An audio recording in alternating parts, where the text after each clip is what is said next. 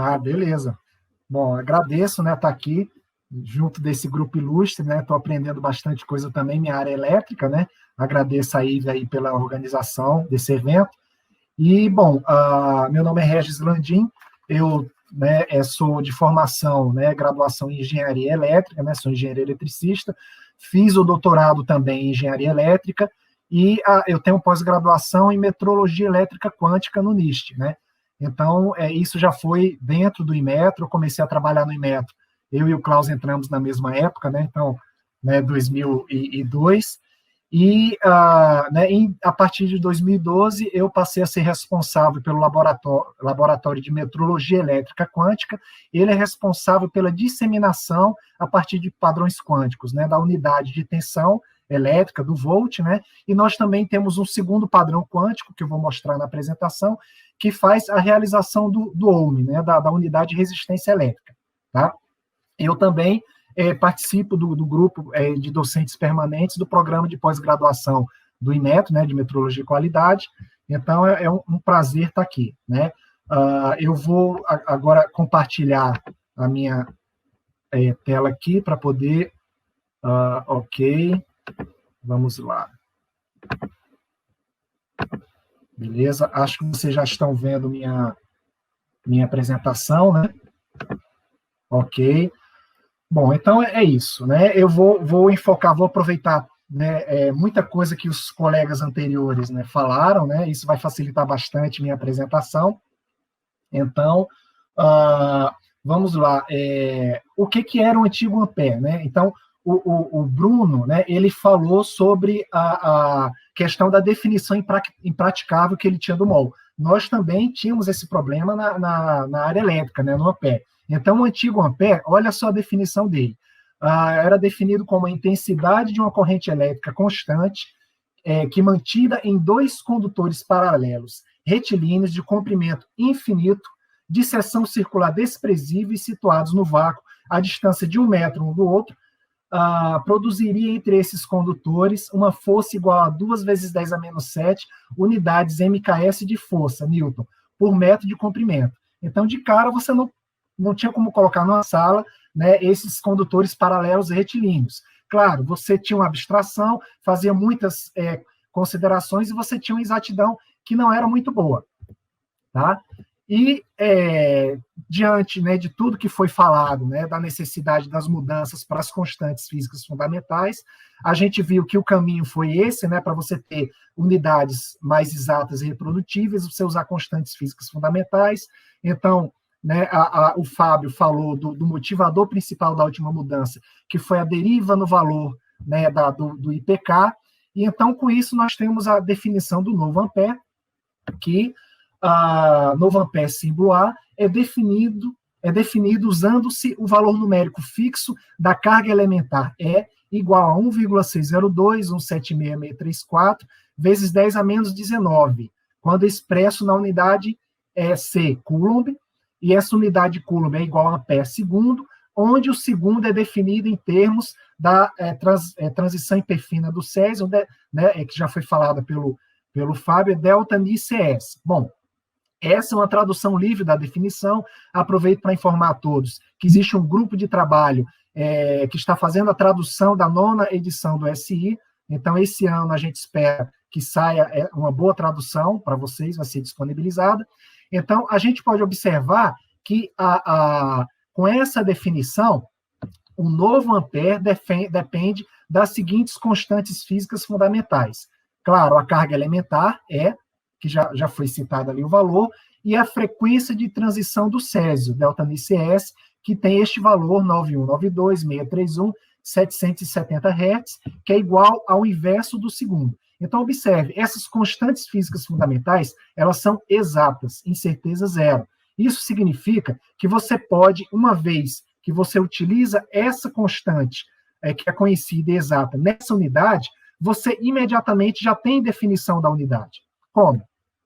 O novo Ampère é a corrente elétrica correspondente ao fluxo de 1 dividido por aquele número da carga elementar em cargas elementares por segundo. Isso significa o seguinte: se eu conseguir controlar uma quantidade de 6,2 vezes 10 a 18 elétrons, por exemplo, né, passando por segundo em uma seção circular de um condutor, ou uma seção qualquer de um condutor, eu tenho ali naquele segundo, eu tenho exatamente 1 ampere.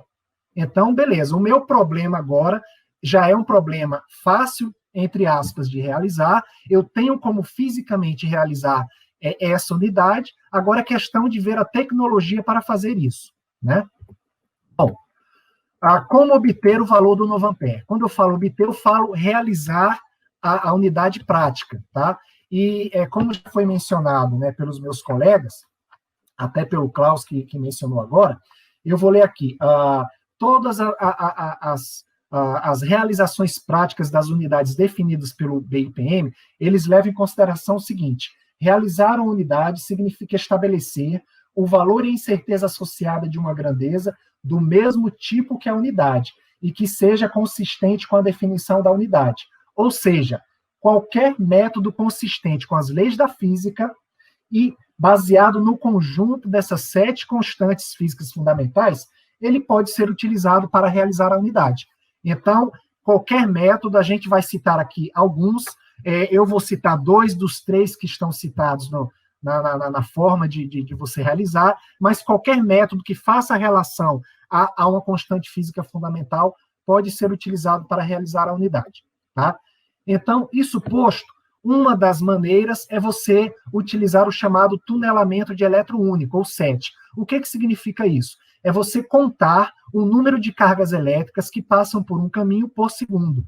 E isso é feito através dessa técnica, onde, por exemplo, o NIST, ele já desenvolveu um chip, né? Esse chip está aqui na apresentação, né, o Instituto, o Inmetro dos Estados Unidos, e esse chip, ele usa esse efeito para controlar a passagem de um elétron por vez em um caminho que eu defino. Ora, se eu controlo a quantidade de elétrons que passa, eu consigo controlar um elétron por vez, e eu consigo passar um número muito grande de elétrons num segundo, eu consigo, então, realizar a unidade né, de corrente elétrica, 1 ampere. Beleza, então está aí o chip, eu consigo realizar, mas tem os problemas tecnológicos. Com essa técnica, eu consigo atingir apenas 100 picoamperes, o que equivale a 0,000000001 ampere, ou seja, 100 picoamperes, com incertezas padrão da ordem de mais ou menos 1 vezes 10 a menos 7 ampere por ampere. Então, vamos guardar esse 10 a menos 7, tá? Significa que eu consigo realizar a unidade, mas eu não consigo aplicá-la, eu não consigo usar como um padrão de unidade. Então, eu utilizo, né, uma outra realização prática que é bem conhecida, que é a lei de Ohm. Ótimo, a lei de Ohm a gente está conhecido desde o nosso 2º grau na física, dependendo do curso da graduação, etc, etc. E é uma lei empírica onde, se você tem um resistor ideal ou próximo do ideal, cujo valor é conhecido, e você mede a diferença de potencial ou a tensão elétrica nos terminais desse resistor, eu consigo calcular o valor da corrente que circula por esse resistor, através de uma expressão simples, que é a lei de Ohm. A corrente é igual à tensão dividido pela resistência. Ótimo. Então, agora, o meu problema de padronização primária, eu já tenho a realização prática pelo SET, mas ela não serve como padronização primária. Então, eu vou usar como padronização primária uma outra realização prática, que é a lei de Ohm. E para que eu tenha essa realização do ampere pela lei de Ohm, eu preciso, basicamente, realizar a unidade de tensão elétrica, volt, e realizar a unidade de resistência elétrica, o Ohm, de forma que eu junte esses dois valores para ter a referência e a realização de corrente elétrica ampere. Ótimo. Então, com isso, olha só, eu consigo atingir 10 amperes com incerteza padrão de mais ou menos 4,5 vezes 10 a menos 6 ampere por ampere. Então, gente, eu perdi quase 10 vezes o valor em termos de incerteza, mas com um método de padronização primária, de realização, que é muito mais acessível para vários laboratórios, né? Então, isso daí me traz uma flexibilidade muito grande. Ok, como que eu faço isso? No próprio Inmetro, a gente tem como fazer isso através dos sistemas que eu comentei agora há pouco com vocês, né? O valor do volt, pela definição atual, que é igual à definição antiga, então, conforme eu mencionei, não houve mudança da definição das unidades, de todas as unidades de base, apenas dessas 4 que a gente está falando hoje. E também não houve mudança na definição das outras unidades derivadas, tá? Então, a unidade, o valor, o volt, né, a unidade de tensão elétrica, continua com a mesma definição. É a diferença de potencial elétrico que existe entre 2 pontos de um fio condutor, transportando uma corrente constante de 1 ampere, quando a potência dissipada entre esses pontos é igual a 1 watt. Ok? Beleza. E como que eu realizo praticamente essa unidade? Eu posso realizar através da padronização primária de tensão elétrica baseada no efeito Josephson. Então, esse efeito, né, para funcionar, para ele acontecer, eu preciso de uma amostra com uma característica especial de fabricação. Eu preciso também de criogenia, né? Então está aí o Klaus para me ajudar a chegar a essas baixas temperaturas. Ele me ajudou aí falando sobre a importância de você manter, né, um ponto fixo da temperatura. Então, eu consigo, através do ponto de ebulição do hélio líquido, né, fazendo analogia do ponto de ebulição da água, que é 100 graus Celsius no nível, né, no nível do mar, a 1 atm, eu aumento a temperatura da água, ela vai subindo até entrar em ebulição. A partir daí, eu vou manter a temperatura de 100 graus Celsius. Eu faço a mesma coisa com o hélio líquido, só que ele tem uma temperatura tão baixa, mas tão baixa que a temperatura ambiente ele já está em ebulição, já está fervendo. E ele, né, se mantém nessa temperatura, né, enquanto tiver hélio líquido, até ele virar gás. Então, com isso, eu consigo manter essa temperatura fixa. Então, essa é a primeira vantagem, né, que eu tenho. A segunda é que eu consigo também utilizar constantes físicas fundamentais. Então, daí vem a minha associação à redefinição do SI. Tá? Então, aqui, gente, apesar das constantes físicas fundamentais, quais são elas? Né? A constante de Planck, né, que vocês já ouviram falar várias vezes, né, o Fábio falou várias vezes aqui. Temos aqui a constante, a carga elementar, né, em Coulomb, e temos aqui o valor F, que é uma frequência. Então, notem que eu tenho 2 constantes e mais um número, né, inteiro que está multiplicando a carga elementar. Então, eu posso transformar essa parcela daqui numa outra constante, que é a chamada constante de Josephson. Essa constante de Josephson, ela foi definida a partir dos valores exatos dessas 2 constantes físicas fundamentais. E essa constante de Josephson, ela pode ser conhecida com um número infinito de números, de dígitos, mas não é necessário isso. Então, definiu-se, estabeleceu-se que o valor dela termina na 15ª casa decimal. Tá? É 483.597,848,416,984 GHz por volt. Então, esse valor ele é conhecido por toda a área metrológica de tensão, e uma vez que eu conheço o valor do N, basta eu multiplicar o N pela frequência que eu estou aplicando e dividir por essa constante para saber o valor de tensão. Mas o que é esse N, pessoal? Bom, o N, sempre que vocês escutarem falar de um padrão quântico, lembre-se que existem degraus. Então, eu tenho degraus de tensão para um padrão quântico de tensão. Qual que é a vantagem de utilizar um padrão quântico? Em um padrão não quântico, o valor de tensão que eu gero, ele vai estar linearmente variando e eu tenho uma incerteza maior.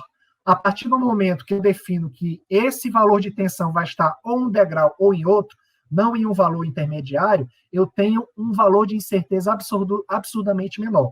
É a vantagem de você usar padrões quânticos. Então, para exemplificar, para um degrau 1 conhecido, para a frequência de 75 GHz, e para esse valor de constante de Josephson, eu tenho esse valor de tensão que é gerado por essa amostra, né, esse chip Josephson, que está imerso em hélio líquido. 155,087, etc., etc., microvolts. Eu consigo chegar até 12 volts com esse sistema, e a incerteza relativa de reprodução é em torno de mais ou menos 1 vezes 10 a menos 11 volts por volt, ok?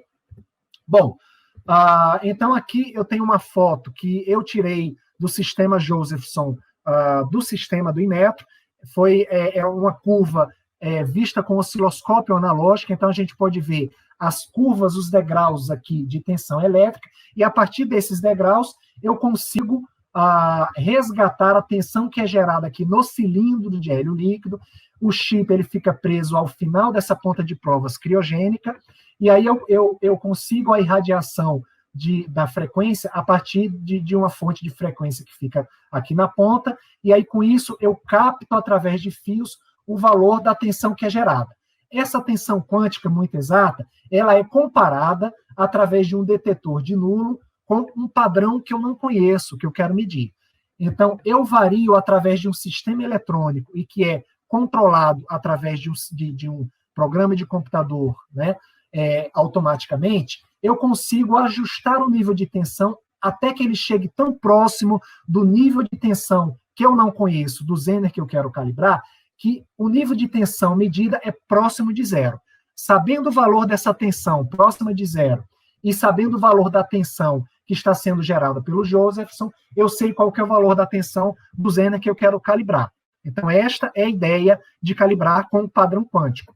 Eu uso essa mesma ideia também para calibrar o ohm. Então, o ohm continua, né, com a mesma definição que existia antes, é a resistência elétrica que existe entre dois pontos de um condutor, quando uma diferença de potencial constante de 1 volt aplicada entre esses dois pontos produz nesse condutor uma corrente de 1 ampere, não tem desse condutor nenhuma força eletromotriz. Então, é basicamente a lei de Ohm aplicada. A realização prática, eu vou passar isso aqui mais rapidamente, que é só uma analogia entre o sistema Josephson e o sistema Hall quântico. Tenho também uma amostra, que vai ficar também imersa em hélio líquido. Essa amostra, ela vai me dar degraus, olha, sistema quântico, degraus, eu tenho o valor exato, e aí, a partir do valor do degrau e de constantes físicas fundamentais, eu tenho como calcular exatamente o valor que está sendo fornecida de resistência, ok? Esse valor de resistência, ele é aplicado na prática, né, tirado dentro desse criostato Hall, que é onde fica a minha amostra. O valor dessa amostra de resistência, ele é retirado através de fios, e eu uso um comparador de corrente criogênica, que vai fazer a mesma coisa que o detetor de nulo que o sistema Josephson fez, de modo a igualar o valor aqui, o mais próximo possível do padrão de resistência que é desconhecido, que está aqui fora da foto. Também é um sistema automatizado. Tá? Bom, em que o novo ampere afeta as nossas vidas agora, gente? Na ciência e na metrologia, a gente observou que na transição do ano passado, né, houve um degrau, né, dos padrões que foram medidos com o SI antigo, eles subiram um degrau de 0,00001% com relação ao antigo volt. Tá? Da mesma forma, os valores de resistência elétrica subiram um degrau de 0, aí vocês podem colocar 5 zeros e o número 2% com relação ao antigo ohm. Através da lei de Ohm, a gente consegue também calcular o degrau de corrente elétrica, que foi, né, também da mesma ordem de grandeza, 0,5 zeros depois da vírgula e 8% com relação ao antigo ampere. Bom, esse nível de degrau, ele não é perceptível, né, para quem não tem sistemas quânticos. Né? Então, os institutos nacionais de metrologia que têm sistemas quânticos tiveram que tomar cuidado com esse degrau, com seus padrões. O caso do Inmetro, nós tomamos esse cuidado, nós fizemos um trabalho, publicamos isso com relação a esse cuidado para os nossos clientes, mas a maioria dos institutos nacionais de metrologia que não tem esses padrões quânticos, eles não sentiram esse efeito. E isso também vale para os institutos, né, para os laboratórios da Rede Brasileira de Calibração, os laboratórios secundários, e para o setor produtivo e sociedade. Ou seja, esse zero impacto é o desejável quando você faz uma redefinição de unidades, para não comprometer as relações comerciais internacionais. Bom, mas no médio prazo, o que isso pode afetar? Bom, como a gente já mencionou, né, existem pesquisas científicas de forma a, por exemplo, na questão do projeto que o Fábio citou, NIST on a Chip, você procura realizar as unidades em um chip. Então, a partir do momento que você consegue realizar essas unidades no chip, daí vem um avanço nas pesquisas científicas, você consegue liberar, né, os Institutos Nacionais de Metrologia, né, dessa responsabilidade, seja o BIPM, ou seja, os outros Institutos Nacionais de Metrologia, qualquer usuário que a esse ponto de desenvolvimento tecnológico consiga ter acesso a essa tecnologia, ele pode realizar no local. Então, fazendo abstração para o que está acontecendo no desenvolvimento, tá? Você tem inovação na infraestrutura metrológica, sensores cada vez mais exatos e precisos, com inteligência agregada e capacidade de comunicação sem fio, a metrologia 4.0, que foi falada, né, pelo Valnei, e foi tema de pergunta aqui dos colegas, a questão dos medidores de energia elétrica à distância, que já são uma realidade. Além disso, né, os usuários, nós, usuários, poderemos fazer medições de precisão referenciadas diretamente ao SI, no chão de fábrica, em centros de diagnósticos hospitalares, ou seja, já existem aplicativos onde você tem né, uma maneira de você fazer uma avaliação se a pessoa tem uma alta temperatura, se ela tem risco de estar, por exemplo, se ela tem risco de ter algum tipo de doença. Você faz uma análise com software de inteligência artificial que já vai te dar um indicativo, você pode estar com a COVID, por exemplo, se dirija para o setor, né, de saúde pública mais próximo. Então, isso tudo, isso já é realidade nossa, gente. E isso vai melhorar muito mais, tá? E muito rapidamente. Nós temos aqui, por exemplo, um sensor fotônico de pressão e luz do NIST. Esse sensor, ele cabia na palma, ele cabia numa sala, né, reduziu para uma mesa e agora ele cabe na palma da mão. Isso já tem 2 anos. Então, imagina a evolução que já aconteceu com esse sensor. Tá? Então, isso vai nos dar um aumento de produtividade e competitividade. E, logicamente, com esse aumento de tecnologia agregada, vai haver um aumento de demanda por profissionais familiarizados com as novas tecnologias em todas as áreas. Tá? Então, gente, eu já estou finalizando. Quero agradecer a atenção de vocês, né? Eu sei assim que foi muita informação, valeu muito a pena realmente. Aqui estão as referências, e para fazer um fechamento mais leve, né, eu gostaria de ler aqui um texto de uma antiga colega do Inmetra, Maria Angélica Coutinho, é o chamado Gênesis da Metrologia, tá? Deus criou o homem à sua imagem e criou a imagem de Deus. O metrologista é o melhor exemplo disso. Deus disse, faça-se a luz, e a luz foi feita. E o metrologista mediu seu comprimento de onda. Deus disse, faça-se um firmamento entre as águas e separe ele umas das outras. E o metrologista mediu o ponto triplo da água. Deus disse, façam-se luzeiros no firmamento dos céus para separar o dia da noite. Sirvam eles de sinais e marquem o tempo, os dias e os anos. E o metrologista mediu o tempo e a frequência.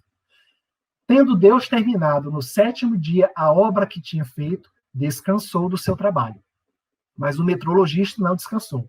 No 7º dia, ele resolveu calcular todas as incertezas do que havia medido. E Deus não ficou satisfeito, pois o 7º dia é abençoado e consagrado.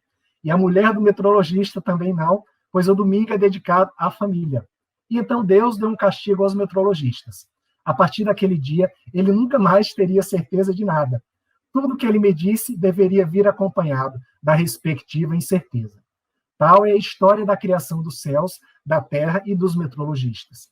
Que vocês tenham menos padrão e mais emoção, pois a vida não é mais que um breve piscar nos olhos do tempo. O dia está à sua frente, esperando que você o viva da forma que desejar. Muito obrigado. Eu vou a palavra, então, aí. Para ele, né?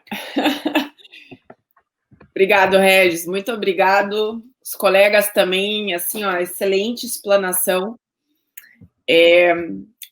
Bom, já deu para notar que todo mundo aqui é fascinado pelo assunto, né? A gente já está 3 horas e 15 conversando, a gente está empolgado. E realmente, assim, ó, o público que está nos assistindo ali no canal no YouTube, que estava no Instagram e que está mandando perguntas, né? O pessoal tá gostando muito do que está sendo trazido. E, ao mesmo tempo, a gente vai vendo que todos nós estamos aprendendo um pouco mais com a experiência de cada um, e isso vai gerando um certo entusiasmo, né? A ponto de a gente querer aprofundar cada vez mais. Então, eu queria, antes de passar a palavra para a Janaína, que vai encerrar a nossa live, agradecer a todos vocês mais uma vez por terem aceitado esse convite e por estar gentilmente compartilhando o tempo de vocês, a experiência de vocês, né? E trazendo tantos elementos, não só científicos, mas muitos elementos humanos, que, sem sombra de dúvida, reforçam essa importância da nossa área de conhecimento, da nossa profissão, essa visão de futuro, né, que faz com que a gente prospecte essa continuidade dessa área de conhecimento. A gente tem muita coisa pela frente, tem muita inovação, mas, ao mesmo tempo, a gente também sabe que precisa de bases muito sólidas em termos de conhecimento, como vários colocaram, né? É um conhecimento milenar que sempre, né, vai fazer parte da nossa vida. Talvez ele se coloque de uma maneira diferente, mas ele está sempre ali, sempre presente.